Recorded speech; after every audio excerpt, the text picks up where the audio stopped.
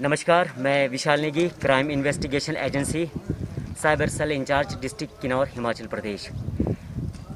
आज मैं ऐसे शख्सियत से रूबरू कराने जा रहा हूं जिन्होंने पिछले कई महीनों से समाज सेवा की है और बढ़ते हुए अपराध को रोकने के लिए दिन प्रतिदिन अपराध को रोकने का प्रयास कर रहे हैं। आओ मैं आप लोगों को रूबरू करवाने जा रहा हूं श्रीमती कांता सीमा ठाकुर, जो डिस्ट्रिक्ट सोलन में वुमेन सेल इंचार्ज हैं और मैडम जी पिछले काफ़ी दिनों से हरिद्वार में महाकुंभ में भी सेवाएं दे रहे हैं। आइए हम आप लोगों को रूबरू करवाते हैं श्रीमती कांता सीमा ठाकुर मैम से।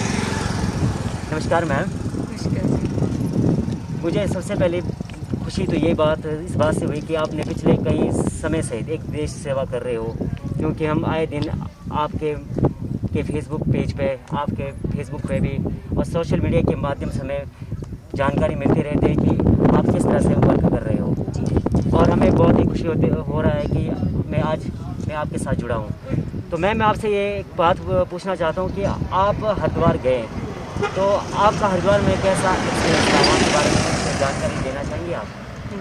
मैं Rajput Kanta Seema Thakur, CI crime investigation agency, women cell, district incharge, Himachal Pradesh से। आप मुझसे क्वेश्चन कर रही हैं कि हमारा हरिद्वार का जो ट्रिप रहा है, वहाँ पर हमारी ड्यूटीज़ थी वो कैसी कामयाब रही है।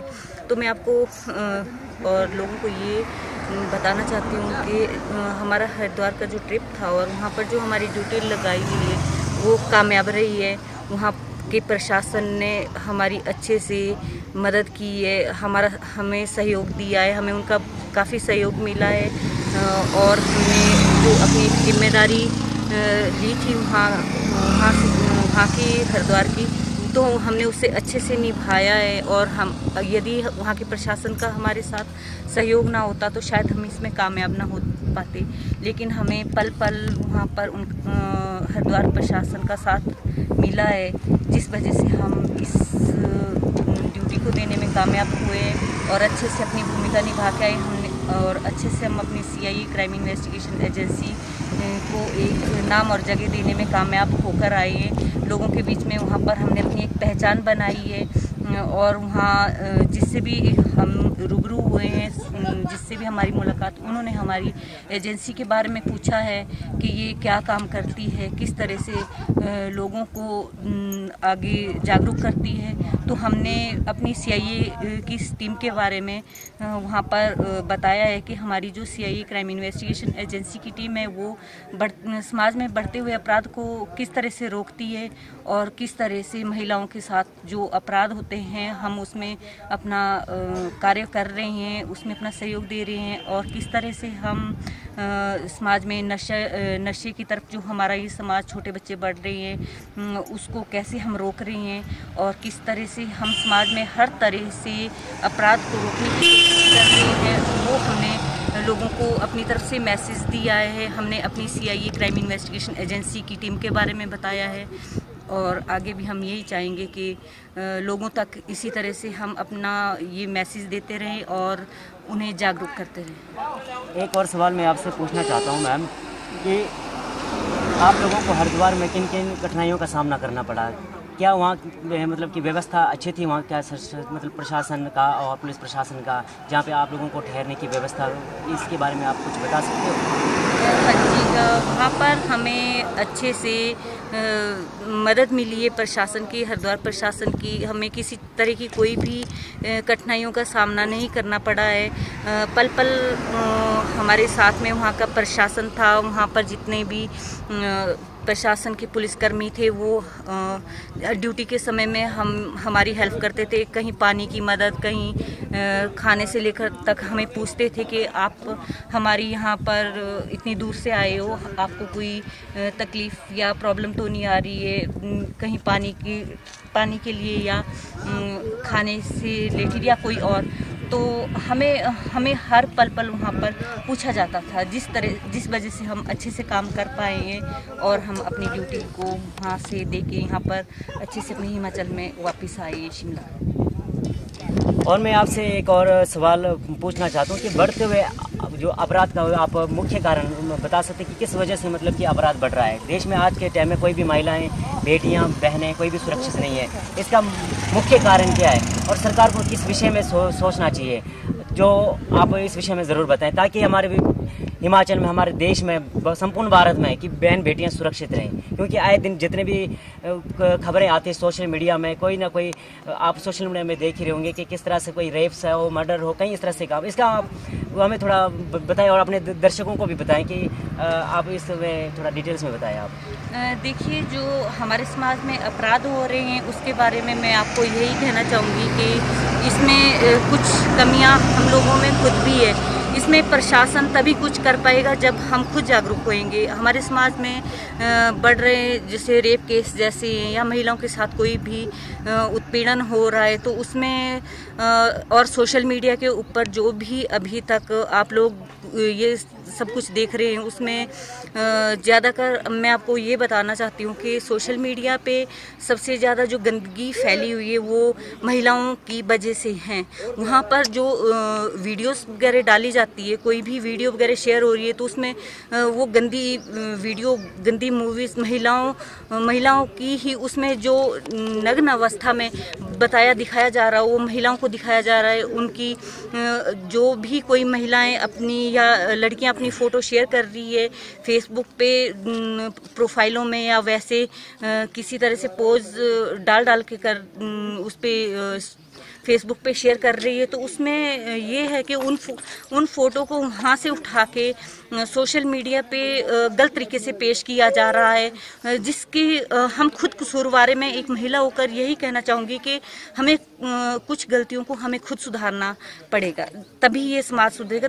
जब हम महिलाओं को इतने राइट्स मिले, हमें इतनी अथॉरिटी मिली है कि यदि हमारे साथ कोई भी कुछ भी गलत करता है तो हमें डरना नहीं चाहिए। जब हम खुद ही इस चीज़ को सोचने को, समझने को तैयार नहीं है तो इसमें प्रशासन क्या कर सकता है? हम गलतियां खुद कर रहे हैं, सोशल मीडिया के ऊपर हम फ़ोटो खुद शेयर कर रही हैं और वीडियो जो हमारी शेयर हो रही है वहाँ पर ये एडिटिंग हो के ये गलत तरीके से एडिटिंग नहीं हो रही है, वो वहाँ पर वो दिखाया जा रहा है जो हो रहा है। महिलाओं की वीडियो बनी हुई है इतनी गलत तरीके से कि जिसको हम अपने परिवार के सामने नहीं देख सकते हैं, जिसे हम कहीं पे भी बैठे होंगे तो हमें शर्म आती है खुद भी देखते हुए, जिसमें सबसे बड़ा हाथ महिलाओं का ही है कि आखिरकार उन्होंने सोशल मीडिया के ऊपर ही ये सब शेयर क्यों करना चाहा और क्यों वो खुद इस मुसीबत में पड़ रही हैं। और दूसरी बात ये, हमारे समाज में जो भी अपराध बढ़ रहे हैं, कानून प्रशासन को हम गालियां दे रहे हैं, वो सब भी काफ़ी हद तक गलत है। कानून व्यवस्था हमारी अच्छे से ड्यूटी निभा रही है, लेकिन जो कुछ एक लोग, हम पूरे कानून प्रशासन को गलत नहीं बोल सकते हैं, कुछ एक लोग ऐसे हैं जो करप्शन को फैला रहे हैं। अब लोगों से हम सुनते हैं, आए दिन हम लोगों के बीच में जाते हैं, उनकी बातें सुनते हैं, वहाँ पर यही सुनने को मिलता है कि पुलिस वाले इस तरह के होते हैं, ये इस तरह का है, वो उस तरह का है। उसमें ये है कि हर पुलिस वाला उसमें गलत नहीं है, क्योंकि जो रिश्वत लेता है या लोगों को तंग करता है बेवजह से, उसमें हम सबको नहीं जोड़ सकते हैं। जो गलत है वो गलत है, और उनमें काफ़ी लोग ऐसे जो बहुत ईमानदार हैं, हमें पता है, हम उन लोगों के साथ काम कर रहे हैं, हम उन लोगों से जुड़े हुए हैं, हम पुलिस प्रशासन से जुड़े हैं, हमें जो लोग कोऑपरेट करते हैं तो हम उस हिसाब से सबको गलत नहीं बोल सकते। हम समाज में यही मैसेज देना चाहते हैं, लोगों को इसी तरह से जागरूक करना चाहते हैं कि पुलिस हमेशा आपके साथ है, लेकिन उसके लिए सबसे पहले आपको जागरूक होना पड़ेगा। आपको